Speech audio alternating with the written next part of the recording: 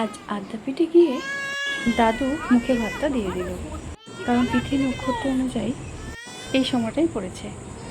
এটা অ্যাকচুয়ালি মামাদের দেওয়ার কথা, দাদু বলে আমি দেব, তাই দেওয়া হলো। তো আদ্যাপীঠের এত সুন্দর ব্যবস্থা করা সম্পূর্ণ নিরামিষ ভোগ, কি অপূর্ব যে লেগেছিল।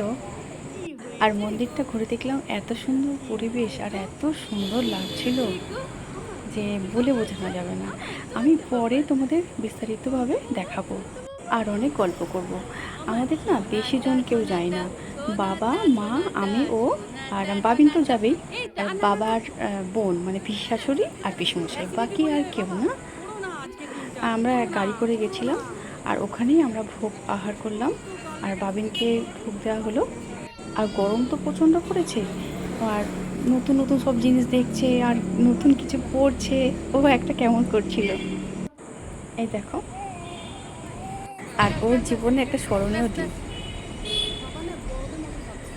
আর ওখানে পাশে একটা পুকুর আছে, সেই পুকুরে আমরা কি করলাম, খাওয়া দাওয়া হয়ে যাওয়ার পরে বাকি যে ভোগটা ছিল সেটা জলের মধ্যে দিতে গেল বাবা আর ও মিলে।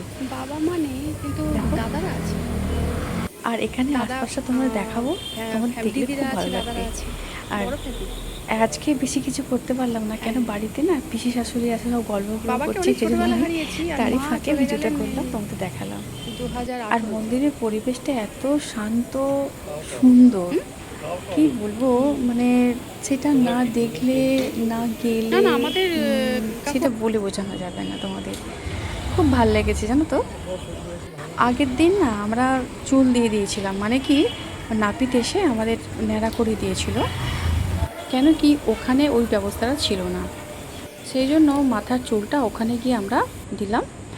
আর এই দেখো, আর বাবার বন্ধু এই যে আন্টি কাকু বসে আছেন, মানে উনি একই অফিসে চাকরি করতেন, এখন এখানে রিটায়ার্ড করার পরে উনি এখানে থাকেন। আর সোনাকে নিয়ে বসে আছে মা। আমাদের এখনও ভোগ আসেনি, ভোগটা হলেই আমাদের বাবনকে দিয়ে দেওয়া হবে। আজ এখানে শেষ করছি, পরে বিস্তারিত আলোচনা করব। টাটা।